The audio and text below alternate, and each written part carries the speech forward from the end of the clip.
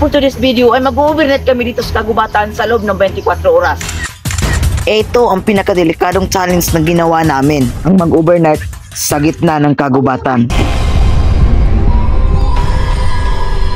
Sobrang delikado ang gumala sa kagubatan dahil hindi natin alam kung ano ang mga nilalang na nakatira dito.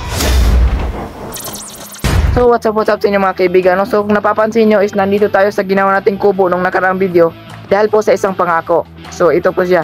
So what's up sa inyo mga kaibigan, no? Gusto ko lang sabihin sa inyo na kapag ang video na to ay dumating ng 1 million views, pangako ko po sa inyo babalik kami dito at mag-overnight kami. Dahil dumating ng million views yung ginawa nating 3D survival, kaya ito, bumalik kami.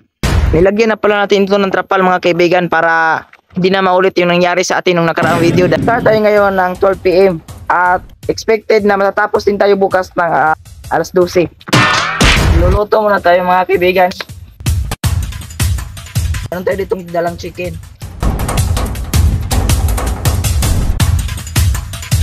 Kuha tayo ng sili.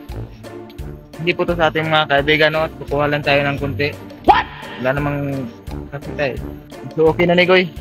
Di na to pasubrahan kaya di ra ba niya to Nagluto muna kami para makakain dahil alam namin na hindi biro ang gagawin namin sa araw na ito. Pagkatapos kumain ay nagpahinga muna kami saglit at hinihintay ang pagsapit ng dilim. Padilim na po dito at kailangan na po namin maghanda. Dahil papadilim na ay kailangan na naman naming magluto para makakain ng hapunan.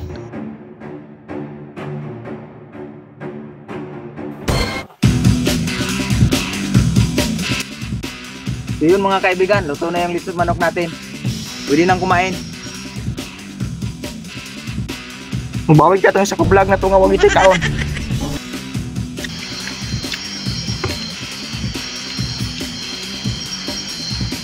Kakatapos lang natin kumain at kung hindi ako nagkakamali siguro nasa 10 PM na po ngayon ng gabi. Sa mga oras na po ito mga kaibigan is iikutin namin ng buong paligid upang malaman kung ano nga bang nakapaligid sa amin dito.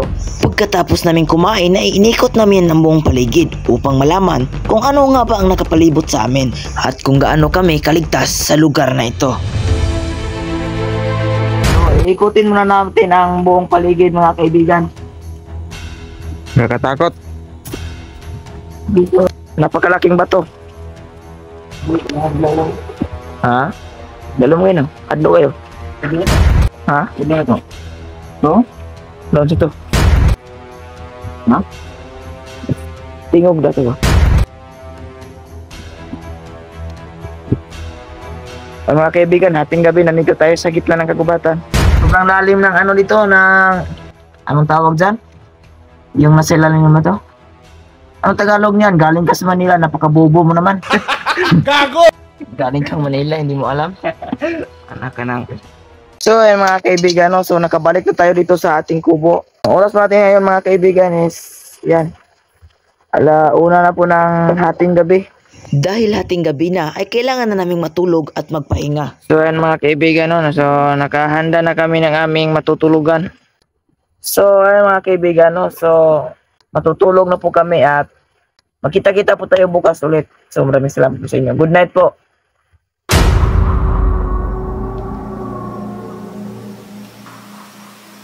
What's up sa inyo mga kaibigan, no? Good morning.